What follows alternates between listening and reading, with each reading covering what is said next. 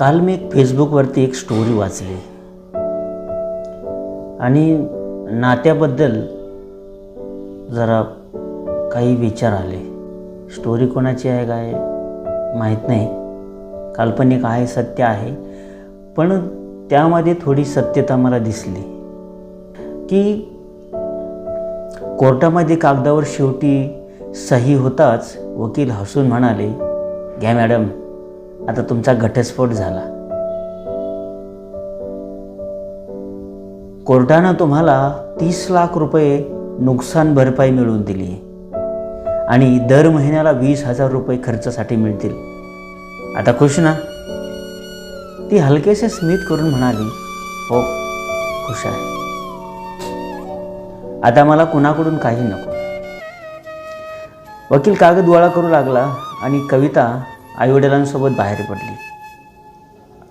कोपऱ्यात निर्माण तिचा नवरा सगळं शांतपणे पाहत उभा होता. कवितेने एकदाही त्याच्याकडे पाहिलं नाही. गाडीचं दार बंद झालं आणि नातंही. पहिला महिना माहेरात सगळे फार प्रेमाने वागले.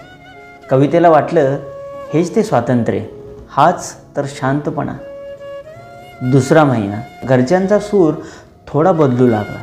भाऊ कधी रागानं बोलायचा, वहिनी टोमणे मारायची, मोठी झालीस थोडी जबाबदारीने घे ना. भाच्याही म्हणाले, आत्या किती दिवस राहणार इथे. तिसरा महिना घरातलं वातावरण बदलू लागलं. जिथं आधी प्रेम होतं तिथं आता भार वाटू लागला. कविता शांत व्हायची, पण मनात दुःख वाढत राहायचं. चौथा महिना तिच्या प्रत्येक गोष्टीवर नजरा ठेवायला लागली. बाहेर पडले की शेजारच्यांची कुसपुस, तिचा घटस्फोट झाला आहे, आता माहेरीच राहणार. कवितेच्या आत काहीतरी फुटत होतं. तिला पहिल्यांदा जाणवलं, सासरी नातं कठीण होतं, पण ते तिचं स्वतःचं घर होतं. माहेरी ती ना पाहुणी ना घरची, फक्त ओझं होतं. एक रात्री टेरेसवर बसून ती विचार करू लागली. पैसे मिळाले, स्वातंत्र्य मिळालं, पण इज्जत, आपुलकी आणि घर.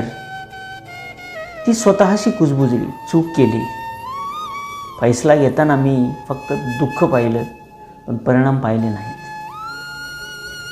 तिला कळलं, तुटलेल्या नात्यानंतर बाईला सर्वात जास्त आधाराची गरज असते, पण समाज आधी तिला जज करतो. आणि माहेर आहे, पण अधिकार काहीच नाही. माझं घर मी